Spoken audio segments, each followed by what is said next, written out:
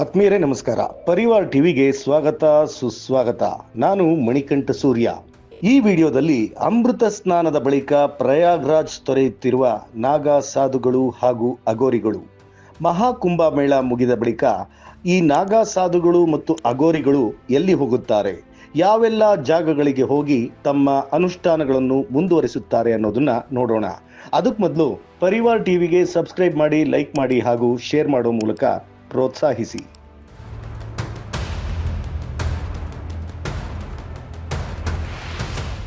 ಜನವರಿ 13ರಿಂದ ಶುರುವಾಗಿರುವ Maha Kumbh Mela February 26ಕ್ಕೆ ಮುಗಿಯಲಿದೆ.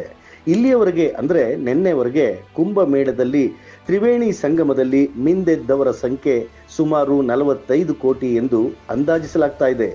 ಈ ಕುಂಭಮೇಳದ ಪ್ರಮುಖ ಆಕರ್ಷಣೆ ಎಂದರೆ ನಾಗಾ ಸಾಧುಗಳು ಹಾಗೂ ಅಗೋರಿಗಳು.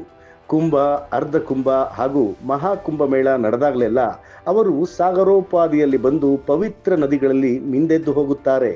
ಸದ್ಯ ಪ್ರಯಾಗ್ರಾಜ್ನಲ್ಲಿ ನಡೆಯುತ್ತಿರುವ ಮಹಾಕುಂಭಮೇಳದಲ್ಲಿ ನಾಗಾ ಸಾಧುಗಳು ಹಾಗೂ ಅಗೋರಿಗಳೇ ಪ್ರಮುಖ ಆಕರ್ಷಣೆ. ಅವರ ಆಚರಣೆ, ಅವರು ಬದುಕುವ ವಿಧಾನ, ಅವರ ವೇಷಭೂಷಣಗಳು, ಅವರ ವರ್ತನೆ ಇಡೀ ಜಗತ್ತನ್ನೇ ಆಕರ್ಷಿಸುತ್ತಾ ಇದೆ. ಮಹಾಕುಂಭಮೇಳ ಮುಗಿಯುವವರೆಗೂ ಅವರು ಪ್ರಯಾಗ್ರಾಜ್ನಲ್ಲಿ ತಮ್ಮ ಅನುಷ್ಠಾನಗಳನ್ನು ಮುಂದುವರಿಸ್ತಾ ಇರ್ತಾರೆ.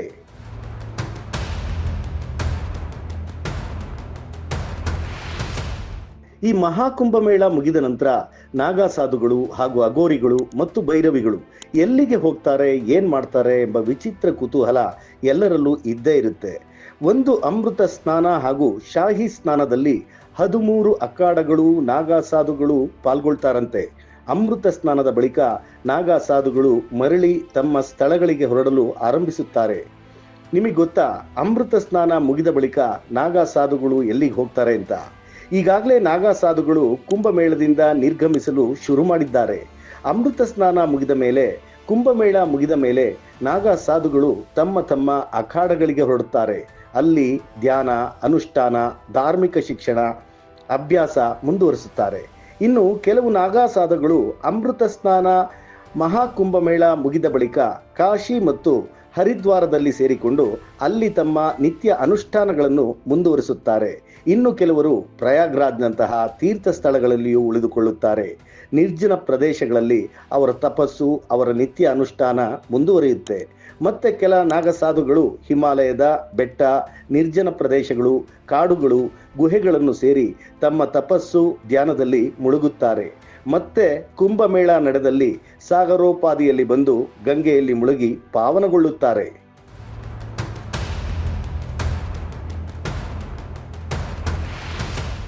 ಸ್ನೇಹಿತರೆ, ನಿಮಗೆ ತಿಳಿದಿರುವಂತೆ ಹಿಂದೂ ಧರ್ಮದಲ್ಲಿ ಹಲವು ರೀತಿಯ ಸಾಧುಗಳು, ಸಂತರು ಇದ್ದಾರೆ. ಅವರಲ್ಲಿ ನಾಗಾ ಸಾಧುಗಳು ಮತ್ತು ಅಗೋರಿ ಬಾಬಾ ಸೇರಿದ್ದಾರೆ. ಕುಂಭಮೇಳದಲ್ಲಿ ನಾಗಾ ಸಾಧುಗಳನ್ನು ಹೆಚ್ಚಾಗಿ ಕಾಣಬಹುದು. ವಾಸ್ತವವಾಗಿ ಕುಂಭಮೇಳದಲ್ಲಿ ಮೊದಲ ಶಾಹಿ ಸ್ನಾನ ಮಾಡುವವರು ನಾಗಾ ಸಾಧುಗಳು.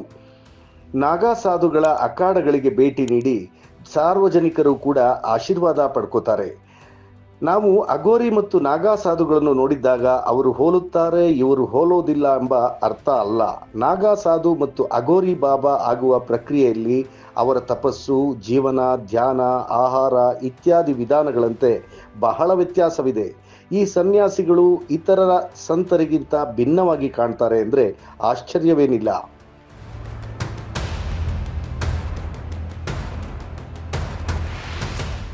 ಮೊದಲನೇದಾಗಿ, ನಾಗಾ ಸಾಧು ಹಾಗೂ ಅಗೋರಿ ಬಾಬಾ ಬಹಳ ಕಠಿಣ ಪರೀಕ್ಷೆಗಳಿಗೆ ಒಳಗಾಗಬೇಕು ಮತ್ತು ಕಷ್ಟಕರವಾದ ತಪಸ್ಸನ್ನು ಅಭ್ಯಾಸ ಮಾಡಬೇಕು.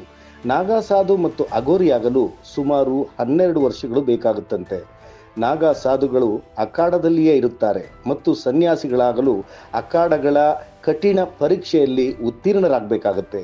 ಆದರೆ ಅಗೋರಿ ಬಾಬಾ ಆಗಲು ಸ್ಮಶಾನದಲ್ಲಿ ತಪಸ್ ಮಾಡಬೇಕು ಮತ್ತು ಅವರು ತಮ್ಮ ಜೀವನದ ಹಲವಾರು ವರ್ಷಗಳನ್ನು ಸ್ಮಶಾನದಲ್ಲಿ ಬಹಳ ಕಷ್ಟದಿಂದ ಕಾಲ ಕಳಿಬೇಕು. ಮೂಲತಃ ಅವರು ತಪಸ್ವಿ ಶಿವ ಸಾಧುಗಳ ಒಂದು ಸಣ್ಣ ಗುಂಪು. ಇಬ್ಬರೂ ಶಿವನನ್ನು ಪೂಜಿಸುತ್ತಾರೆ, ಆದರೆ ವಿಭಿನ್ನ ವಿಧಾನದೊಂದಿಗೆ.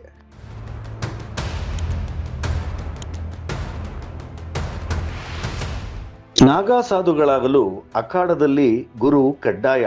ಗುರುಗಳು ಅಖಾಡದ ಮುಖ್ಯಸ್ಥರಾಗಿರಬಹುದು ಅಥವಾ ಅಖಾಡದಲ್ಲಿಯೇ ಯಾವುದೇ ದೊಡ್ಡ ವಿದ್ವಾಂಸರಾಗಿರಬಹುದು.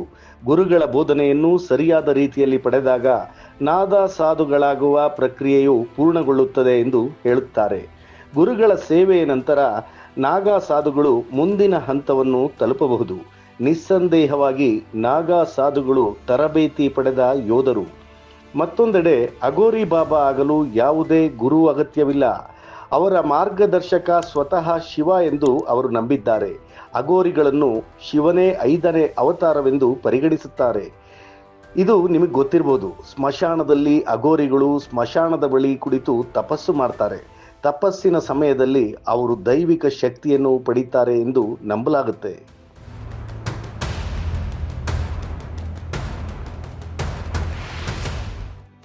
ಇನ್ನು ನಾಗಾ ಸಾಧು ಮತ್ತು ಅಗೋರಿ ಬಾಬಾ ಇಬ್ಬರೂ ಮಾಂಸಾಹಾರಿಗಳು. ಕೆಲವು ನಾಗಾ ಸಾಧುಗಳು ಸಸ್ಯಾಹಾರಿಗಳಿದ್ದಾರಂತೆ. ನಾಗಾ ಸಾಧುಗಳು ಮತ್ತು ಅಗೋರಿಗಳು ಇಬ್ಬರೂ ಮಾಂಸವನ್ನು ತಿನ್ನುತ್ತಾರೆ ಅಂತ ಕೇಳಿರ್ತೀವಿ. ಆದರೆ ಅಗೋರಿ ಬಾಬಾಗಳು ಮಾನವ ಮಾಂಸವನ್ನು ತಿಂತಾರೆ ಅಂತ ಹೇಳಲಾಗುತ್ತೆ. ಅವರು ಶಾಂತಿಯ ಮೇಲೆ ಕೇಂದ್ರೀಕರಿಸ್ತಾರಂತೆ. ಅಗೋರಿಗಳು ಶಿವನ ರೂಪ ಮತ್ತು ಅಗೋರಿ ಬಾಬಾ ಕಲಿಯುಗದ ಶಿವನ ಜೀವಂತ ರೂಪ ಎಂಬ ನಂಬಿಕೆ ಇದೆ.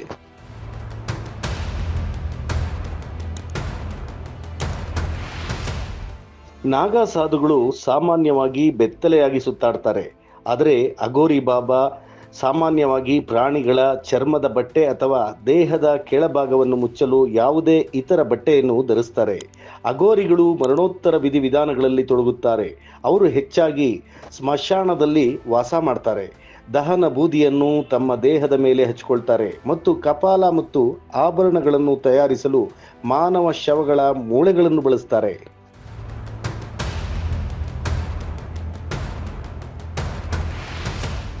ನಾಗಾ ಸಾಧುಗಳು ಮತ್ತು ಅಗೋರಿ ಬಾಬಾ ಅವರ ಕಠಿಣ ತಪಸ್ಸಿನಷ್ಟೇ ಕಠಿಣವಾದರೂ ಅವರಿಗೆ ಅನೇಕ ಅದ್ಭುತ ಶಕ್ತಿಗಳಿವೆ. ನಾಗಾ ಸಾಧುಗಳು ದೇವರ ವಿಶೇಷ ಅನುಗ್ರಹ ಮನುಷ್ಯರಿಗೆ ಬೋಧಿಸುತ್ತಾರೆ ಮತ್ತು ಕಲಿಸುತ್ತಾರೆ. ಆದರೆ ಅಗೋರಿ ಬಾಬಾ ಕೆಲವು ಮಾಟ ಮಂತ್ರ ಶಕ್ತಿಗಳನ್ನು ಹೊಂದಿರುತ್ತಾರೆ ಮತ್ತು ಅದರ ಸಹಾಯದಿಂದ ಅವರು ಮನುಷ್ಯರಿಗೆ ಸಹಾಯ ಮಾಡ್ತಾರೆ ಎಂದು ನಂಬಲಾಗುತ್ತದೆ.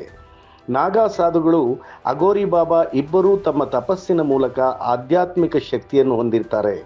ಇದರಿಂದ ಜನರಿಗೂ ಸಹಾಯ ಕೂಡ ಮಾಡ್ತಾರಂತೆ. ಕೆಲವು ಮಾಟ ಮಂತ್ರ ಶಕ್ತಿಗಳನ್ನು ಅವರು ಒಳ್ಳೆಯದಕ್ಕಾಗಿ ಮಾತ್ರ ಉಪಯೋಗಿಸ್ತಾರೆ ಅಂತ ಹೇಳಲಾಗುತ್ತೆ.